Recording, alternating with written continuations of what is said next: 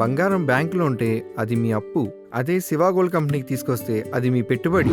తాకట్లో ఉన్న మీ బంగారాన్ని మేము విడిపించి ఈ రోజు మార్కెట్ ధర కొని స్పాట్లో మీ నగదు మీకు అందిస్తాం. ప్రతి నెల వడ్డీలు కట్టడం లాభమా లేదా ఇలా చేయడం లాభమా మీరే ఆలోచించుకోండి.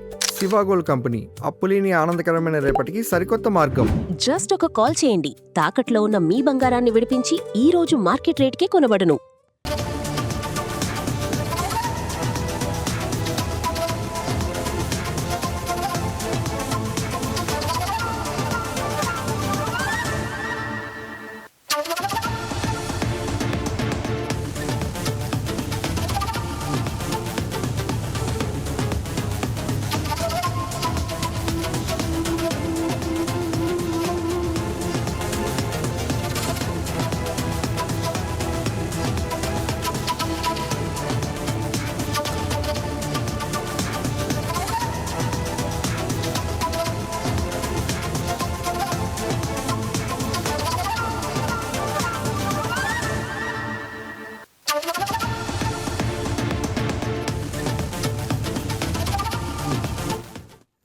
నేటికి అమరావతి రాజధాని నిర్మాణంలో మరో కీలక మైలురాయికి ప్రభుత్వం ముహూర్తం ఖరారు చేసింది.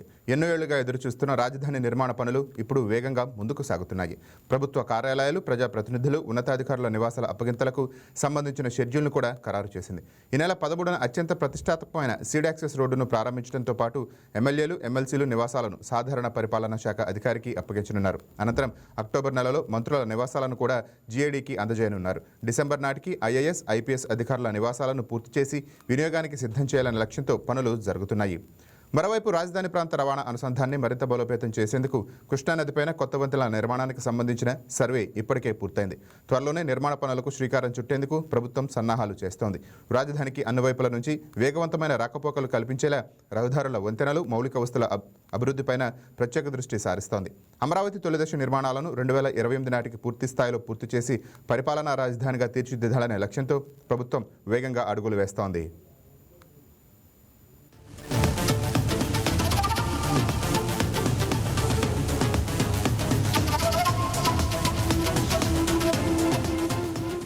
రైట్, దీనిపై మరింత సమాచారం మా కరెస్పాండెంట్ హారిక ఫోన్ ద్వారా అందిస్తారు. రైట్ హారిక, చెప్పండి. యానని ఒకప్పుడు ఆగిపోయింది అమరావతి అని ఎన్నో విమర్శలు ఎదుర్కొన్న రాజధాని కానీ ఇప్పుడు వరుసగా పూర్తవుతున్న నిర్మాణాలతో కొత్త దశలోకి అడుగు పెడుతుంది. ప్రభుత్వం కూడా రాజధాని అభివృద్ధిపై స్పష్టమైన టైం లైన్ ప్రకటిస్తూ ముందుకెళ్తుంది. ఈ నేపథ్యంలో అమరావతిలో అప్పగింతల పండుగకు ముహూర్తాలు ఖరారైనట్లు తెలుస్తుంది. మొదటి కీలక ఘట్టంగా ఈ నెల 13వ తేదీన రాజధాని నిర్మాణంలో అత్యంత కీలకమైన సీడ్ యాక్సెస్ రోడ్డును ప్రారంభించడంతో పాటు అదే రోజు ఎమ్మెల్యే, ఎమ్మెల్సీల నివాసాల సముదాయాలను జనరల్ అడ్మినిస్ట్రేషన్ డిపార్ట్మెంట్ కు అధికారికంగా అప్పగించనున్నారు. దీంతో ప్రజాప్రతినిధుల కోసం నిర్మించిన ఆధునిక నివాసాలు ప్రభుత్వ వినియోగానికి సిద్ధమవుతున్నట్లుంది. ఈ సీడ్ యాక్సెస్ రోడ్డు అనేది అమరావతి రాజధానికి ప్రధాన ప్రవేశ ద్వారం. విజయవాడ నుంచి రాజధాని కోర్ ప్రాంతానికి వేగంగా చేరుకునే మార్గంగా దీన్ని అభివృద్ధి చేశారు. ఈ రహదారి అందుబాటులోకి వస్తే సచివాలయం, హైకోర్టు, ప్రభుత్వ కార్యాలయాలు, నివాస ప్రాంతాలకు రాకపోకలు మరింత సులభం కానున్నాయి. రాజధాని ట్రాఫిక్ వ్యవస్థకు ఇది వెన్నెముకగా ఉండబోతోంది. ఇక ఎమ్మెల్యే, ఎమ్మెల్సీల నివాసాల సముదాయాలు పూర్తి కావడం కూడా చిన్న విషయం ఏం కాదు. రాజధానిలో శాసనసభ సమావేశాలు, ప్రభుత్వ కార్యక్రమాలు, ప్రజాప్రతినిధులు, అధికారుల కార్యక్రమాలకు అవసరమైన మౌలిక సదుపాయాలతో ఇవి కీలకమైనవని చెప్పుకోవచ్చు.